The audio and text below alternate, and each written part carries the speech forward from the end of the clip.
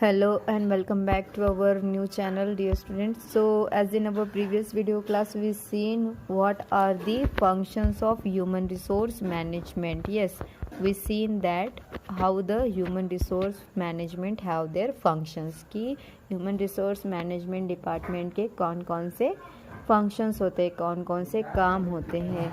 Okay तो चलिए अब हम देखते हैं हमारा न्यू पार्ट. अब हमारा न्यू पार्ट क्या है? Role and responsibilities of human resource managers. So इसके बाद हमारा टॉपिक एंड हो जाएगा. Okay so now let's see what are the role and responsibilities of human resource manager.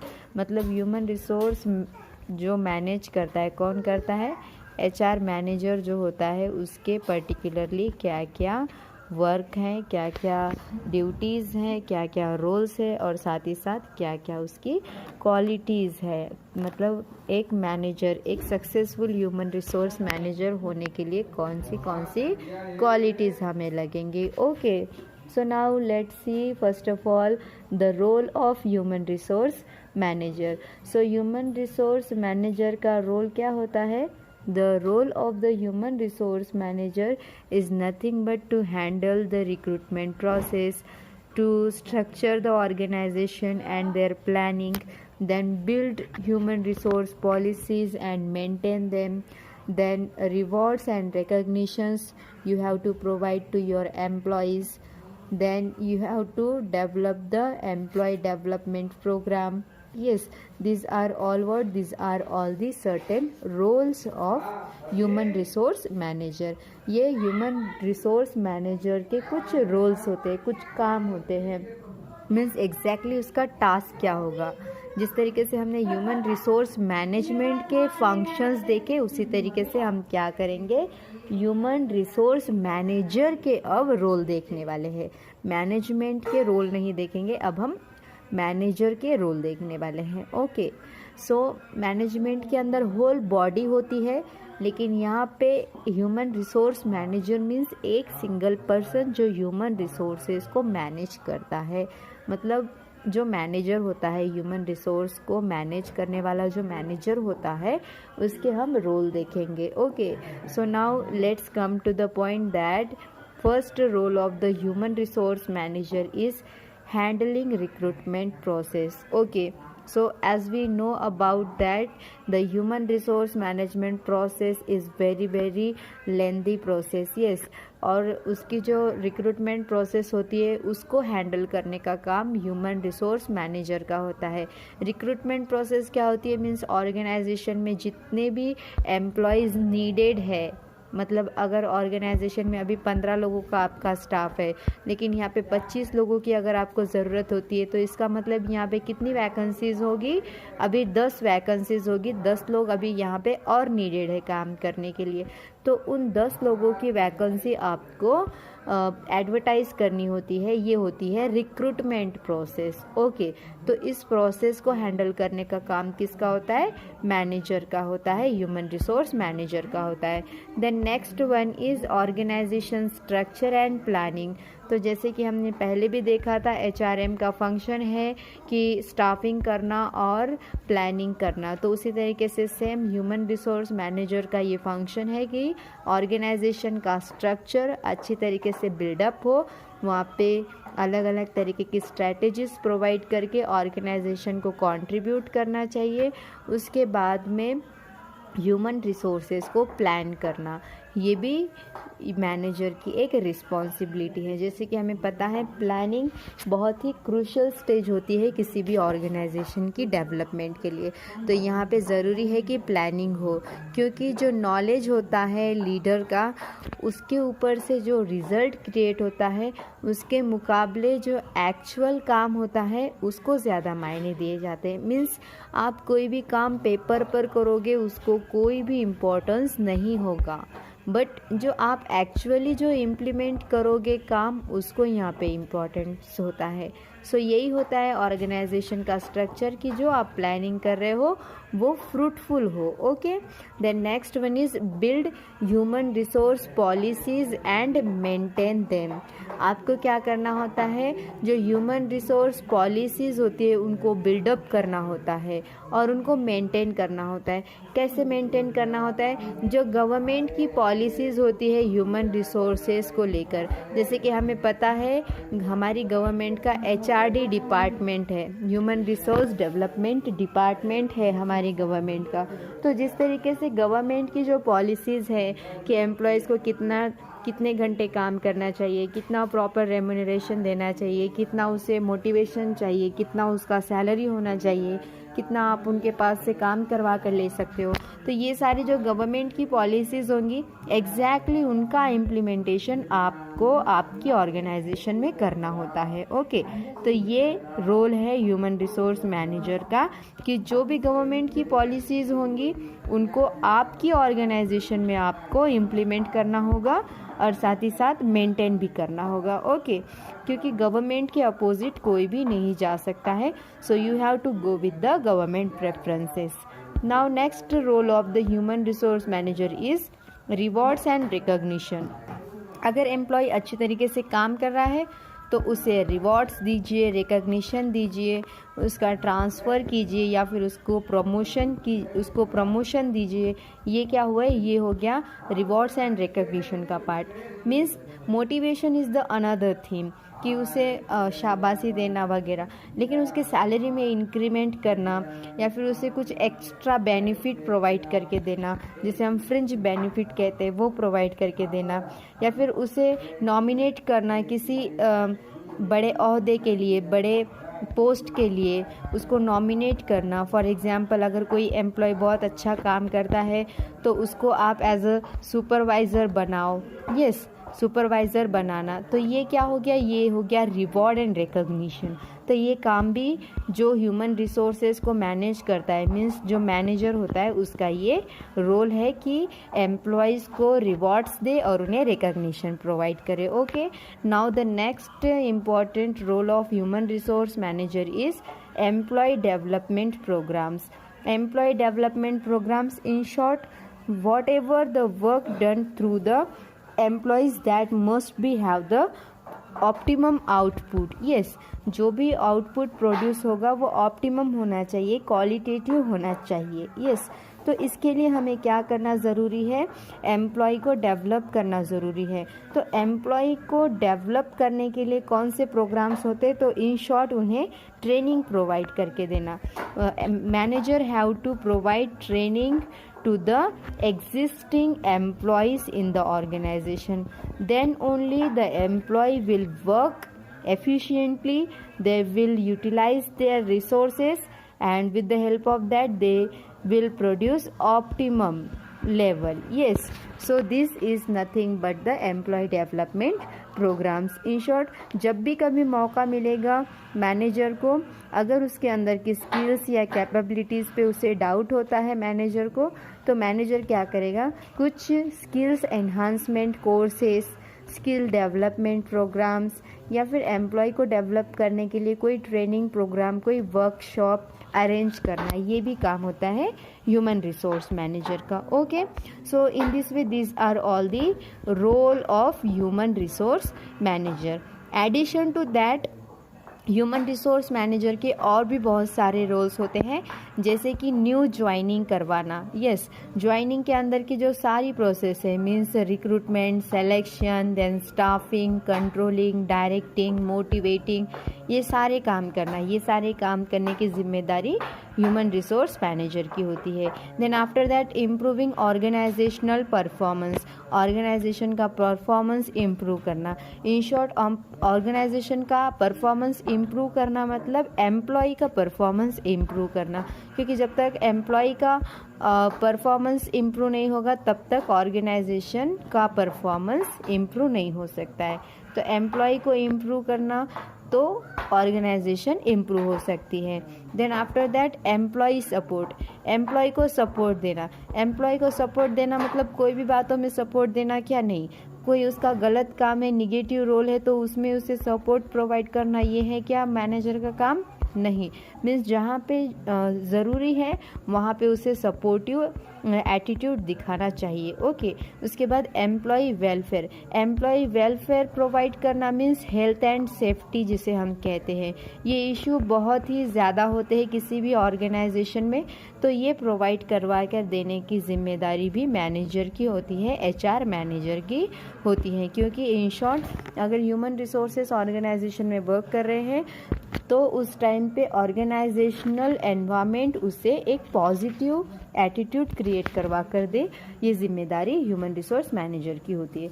तो ये हो गया role of human resource manager का part. Okay dear students, so now the next point is about qualities of human resource manager. अब human resource manager की qualities क्या क्या होती है वो हम देखने वाले हैं। Okay, so the first quality of successful human resource manager is knowledge and expertise in human resource. Okay, कोई भी ऑर्गेनाइजेशन कब सक्सेसफुल होती है?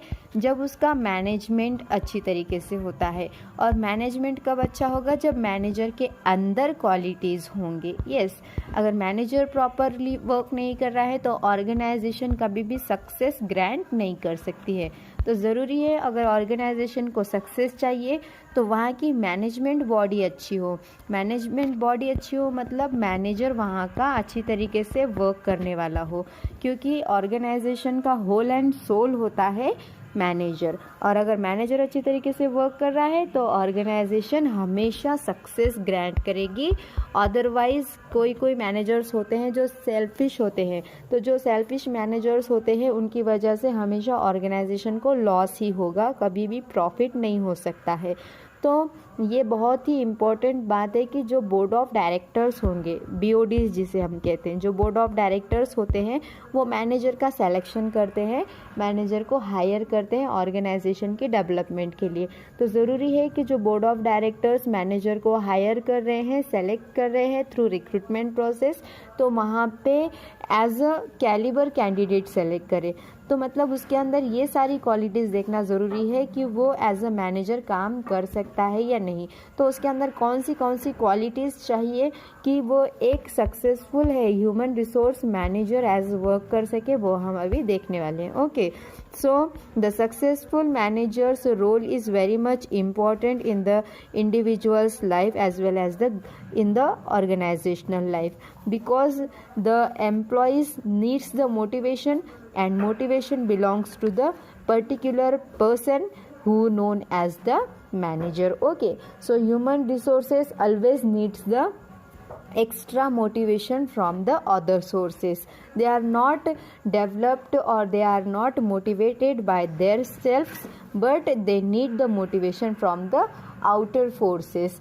किसी दूसरे से ही जब पर्टिकुलर एम्प्लॉय को मोटिवेशन मिलता है तभी वो अच्छी तरीके से वर्क कर सकते हैं, वो कभी भी सेल्फ मोटिवेटेड नहीं होते हैं। ओके, सो ह्यूमन रिसोर्सेज को अच्छी तरीके से वर्क करवाने के लिए पहले अच्छा मैनेजर होना ज़रूरी होता है। तो चलिए देखते हैं कि अच्छे मैनेजर के अंदर क्या क्या क्वालिटीज़ होना इसेंशियल है। So the first one is knowledge and expertise in human resources. जो पर्टिकुलर ह्यूमन रिसोर्स मैनेजर है, जो यहाँ पे as a human resource manager work करने वाला बंदा है, तो उसको ज़रूरी है कि वो एक्सपर्टाइज हो और उसे नॉलेज बहुत अच्छा हो, जिसके हिसाब से वो एम्प्लॉयज़ को अच्छी तरीके से हैंडल कर सकता है। ओके, सो एम्प्लॉयज़ को हैंडल कब अच्छी तरीके से करेगा वो? जब उसके पास स्पेशलाइज्ड नॉलेज होगा, उसके पास एक्सपर्टाइज नॉलेज होगा, मीन्स वो उस स्ट्रीम में एक्सपर्ट होगा। किस में एक्सपर्ट होगा? एम्प्लॉयज़ को मैनेज करने में वो एक्सपर्ट होगा, तभी वो पर्टिकुलरली एम्प्लॉयज़ को मोटिवेट कर सकता है, उन्हें एकोमोडेट, उन्हें नॉलेजेबल डाउट्स क्लियरेंस प्रोवाइड करके दे सकता है। Okay, so a successful human resource manager will have a firm educational foundation regarding the function of human resources. जैसे कि मैंने अभी बताया था आपको कि ह्यूमन रिसोर्स मैनेजर के अंदर सारी तरीके से सारे स्किल्स, सारे क्वालिटीज, सारा नॉलेज, सारा एक्सपर्टाइज होना चाहिए एम्प्लॉयज से related. Okay, in addition to having a bachelor's degree and master's degree, and human resource manager must display a willingness to remain abreast of the latest trends, best practices and ethics in their profession, which requires dedication and discipline. It is with this expertise and knowledge that they will contend with the daily challenges that arise in any organization. So इसका मतलब क्या हुआ? इसका मतलब ये हो रहा है कि जो भी manager as a human resource manager organisation में वर्क करने वाला है, मैनेजर की पोस्ट पर, एचआर मैनेजर की पोस्ट पर जो वर्क करने वाला है, उसके अंदर इनर स्ट्रेंथ होनी चाहिए, इनर विलिंगनेस होनी चाहिए, काम करने की अंदर से जिद होनी चाहिए कि वो लेटेस्ट ट्रेंड्स, और उसके साथ साथ काम करने की इच्छा, विलिंगनेस तो ज़रूरी है, लेकिन साथ साथ वो आउटडेटेड नहीं होना चाहिए. मीन्स पुराने ख्यालात का ह्यूमन रिसोर्स मैनेजर अगर वहाँ पे वर्क कर रहा है तो वहाँ पे लेटेस्ट ट्रेंड का उसे कोई भी नॉलेज नहीं होगा. तो ज़रूरी है कि जो ह्यूमन रिसोर्स मैनेजर वहाँ पे वर्क कर रहा है एज अ मैनेजर, उसे लेटेस्ट ट्रेंड की नॉलेज हो, जो भी बेस्ट प्रैक्टिस है, जो एथिक्स उस प्रोफेशन में लगने वाली है उसका नॉलेज हो, जो भी डेडिकेशन और डिसिप्लिन लगता है एज अ मैनेजर बनने के लिए, वो सारे डेडिकेशन, सारे डिसिप्लिन उसके अंदर होने चाहिए. ओके, और वो बहुत ही एक्सपर्ट होना चाहिए उसके ट्रेंड में, उसके फील्ड में. मतलब एम्प्लॉयज़ को मोटिवेट करने के लिए, एम्प्लॉयज़ के पास से अच्छी तरीके से काम करवा के लेने में वो एक्सपर्ट होना चाहिए. Okay, so now the next quality of human resource manager is engaging presentation skills. Means ऐसा नहीं होना चाहिए कि जो manager as a human resource manager organisation में वर्क करने वाला है उसे बोलने ही नहीं आता है. ओके, सो एग्जैक्टली वो टॉकटिव होना चाहिए, उसे बोलने आना चाहिए, तभी वो पर्टिकुलरली ऑर्गेनाइजेशन में अच्छी तरीके से मोटिवेट अदर एम्प्लॉयज़ को कर सकता है. मीन्स फॉर एग्जांपल अगर टीचर है, अगर टीचर की हम सिलेक्शन क्यों करते हैं? Teacher means who teach to the students, है ना, जो कि पढ़ाता है. सो पढ़ाता है मीन्स हम उसे पढ़ाने की सैलरी देते हैं, हम उसे बैठने की सैलरी देते हैं क्या चेयर पर? नहीं. तो ज़रूरी है कि अगर आप टीचर को सेलेक्ट करते हो तो देन उसे बात करने का तरीका होना चाहिए, उसे स्टूडेंट्स को हैंडल करने आना चाहिए, उसे पढ़ाने आना चाहिए, बोर्ड पर ठीक तरीके से लिखने आना चाहिए. ऐसा नहीं होना चाहिए कि वो स्टार्ट कर रहा है ऊपर से लिखना और उसका सेंटेंस जाके एक कॉर्नर से दूसरे कॉर्नर पे एंड हो रहा है. ऐसा नहीं होना चाहिए, है ना.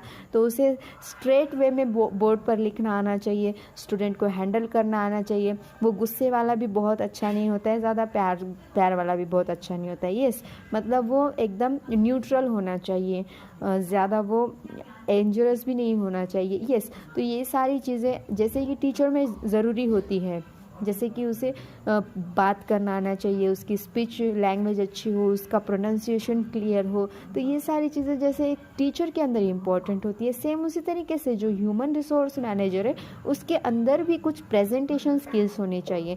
मीन्स उसे बात करने आना चाहिए, उसे सामने वाले पर्सन को समझने की कोशिश करनी चाहिए. ये सारी चीज़ें ह्यूमन रिसोर्स मैनेजर के अंदर इम्पॉर्टेंट होती है. The next one is the ability to multitask. Ability to multitask means जैसे कि हम कहते हैं मेरे पास सिर्फ 2 ही हाथ है. यस, मेरे पास सिर्फ 2 ही हाथ है, मैं इतना काम कैसे करूँ? यस, सो 2 हाथ से जो आपका ब्रेन होता है ना, वो स्मार्ट वर्क करने पर आपको उत्तेजित करता है, मोटिवेट करता है. Yes, smart work. Hard work means hard work जो हम करेंगे वो दोनों हाथों से ही कर सकते हैं, लेकिन स्मार्ट वर्क हम कब करते हैं? जब हम ब्रेनली सोचते हैं. यस, सो इसी तरीके से सेम मैनेजर को भी ब्रेन का यूज़ करना आना चाहिए कि मतलब एक वक्त में वो 4-5 सिचुएशंस को इजीली हैंडल कर सके. क्योंकि ऑर्गेनाइजेशन में क्या होता है, कभी किसी को कोई प्रॉब्लम होती है, कभी दूसरे एम्प्लॉय को कुछ प्रॉब्लम होती है, कभी तीसरे का झगड़ा हो जाता है चौथे एम्प्लॉय के साथ में. तो जब ऐसे सिचुएशंस आते हैं तो ऐसे सिचुएशन में मैनेजर अपने सर पर हाथ रखकर नहीं बैठ सकता है. यस, मैनेजर का काम एक कैबिन में बैठकर, सिर्फ चेयर पर बैठकर ऑर्गेनाइजेशन को देखना, निहारना नहीं होता है. तो मैनेजर का काम क्या होता है? उस फील्ड में जाकर पर्टिकुलर एम्प्लॉय को कौन सी प्रॉब्लम आ रही है, कौन से उसकी डिफ़िकल्टीज़ हैं, उसे मेंटेन करना, उसे मैनेज करना, साथ ही साथ जो वहाँ का एनवायरनमेंट है उस एनवायरनमेंट को इको फ्रेंडली बनाना, ये काम होता है एम्प्लॉय का। मीन्स इन शॉर्ट उसे हर तरीके का काम करना आना ज़रूरी है। मीन्स एट अ टाइम अगर अभी 1 घंटे के अंदर वो एक काम ना करे, 1 घंटे के वो अंदर वो 5 काम कर सके, that is called the multitask. Okay, the next one is what, be able to deal with grey. What is mean by gray? Gray is nothing but when you have uncertain situations, then you have to be clarify about that. Means कोई कहता है employ कि आप मेरे साथ discrimination कर रहे हो, भेदभाव कर रहे हो, क्या ये सही है, क्या ये गलत है, क्या इस तरीके से आपने मेरे साथ ट्रीट करना चाहिए। तो ये सारे जो कॉन्फ्लिक्ट्स आते हैं, सिचुएशंस आते हैं, इन सारे सिचुएशंस को हैंडल करना आना चाहिए एज अ मैनेजर। क्योंकि जब मैनेजर ऑर्गेनाइजेशन में वर्क करता है, so he is not able to only do his office work, but he should go to the particular field and then he have to do his work at his best level. So this is nothing but the be able to deal with gray. Now the next point is strong sense of ethics. Strong sense of ethics means सिर्फ आंखों से देखकर जो देखा है उसके ऊपर believe करना, this is not the work of the manager, because when we are going to see something then this is having wrong. Okay, means हम कभी कभी जो आंखों से देखते हैं वो चीज़ें सही नहीं होती है, yes may be that are wrong. So at this time what we should have to do as a manager, we have to use our sense organs, we have to use the ethics for how we have to go with in that similar fashions. Okay, means how the company's policies are there and how we have to maintain it in the confidential situation, we have to must taken into account. Okay, means कोई information होती है जो बहुत ही confidential होती है, जिसे हम किसी के भी सामने लीक नहीं कर सकते हैं। So at that time you must have to take your senses, your ethics about that, and you have to take it as a secret work. Okay, so that is nothing but exactly the strong sense of ethics. और मैं आपको एक बात बता दूं कि जो human resource manager as a manager वहाँ पे वर्क कर रहा है, तो ज़रूरी है कि उसके ऊपर पर्टिकुलर एम्प्लॉयज़ का ट्रस्ट हो। ओके, अगर एम्प्लॉयज़ का ट्रस्ट उस मैनेजर के ऊपर नहीं होगा तो वो कोई भी अपनी बातें अपनी प्रॉब्लम मैनेजर के साथ शेयर नहीं करते। So the trust is very much important. जैसे कि हमारा ट्रस्ट हमारे फ्रेंड्स पे होता है, हमारी फैमिली के ऊपर होता है, तो उसी तरीके से सेम एम्प्लॉयज़ का ट्रस्ट वहाँ पर मैनेजर के ऊपर होना ज़रूरी है, इसेंशियल है। Okay, the next one is what, the strong communication skill. जैसे कि मैंने अभी कहा था आपको, टीचर है तो टीचर को वहाँ पे बात करना आनी चाहिए, उसे प्रेजेंटेशन करना आना चाहिए, उसे स्टूडेंट्स को हैंडल करने आना चाहिए। येस, टीचर स्टूडेंट का रिलेशनशिप मेंटेन करना आना चाहिए। येस, बोर्ड पर अच्छी तरीके से लिखना आना चाहिए। ऐसा नहीं होना चाहिए कि बोर्ड इस तरीके का है और टीचर लिखते गया और नीचे की तरफ उसका पूरा सेंटेंस चले गया। नहीं, टीचर को एक स्ट्रेट वे में लिखना होता है। यस, सो इन दिस वे ये सारी टीचर्स की जैसे क्वालिटीज़ होती है, सेम उसी तरीके से मैनेजर जो होगा, मैनेजर के अंदर स्ट्रॉन्ग कम्युनिकेशन स्किल होना ज़रूरी है। कि जब कम्युनिकेशन आपका अच्छा होगा, मीन्स आपकी बॉडी लैंग्वेज, आपके बात करने का तरीका, आपके gestures, postures, eye contact, body language जब अच्छी होगी, तभी एम्प्लॉय का आपके ऊपर ट्रस्ट होगा और एम्प्लॉय आपके साथ उनके प्रॉब्लम्स इफ़ेक्टिवली शेयर कर सकते हैं, और तभी इंडिविजुअल लेवल पर ऑर्गेनाइजेशन का डेवलपमेंट हो सकता है।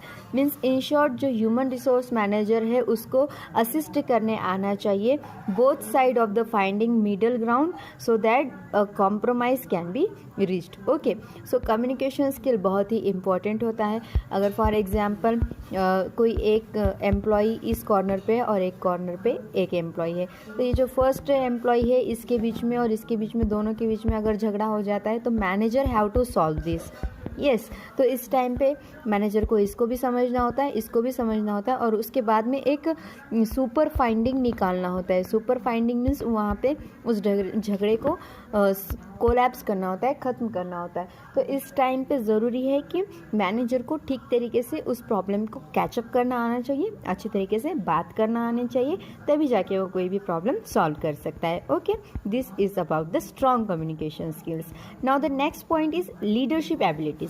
लीडरशिप एबिलिटीज़ का मतलब, लीडरशिप जो वर्ड है इसके अंदर एक वर्ड छुपा है, लीडर।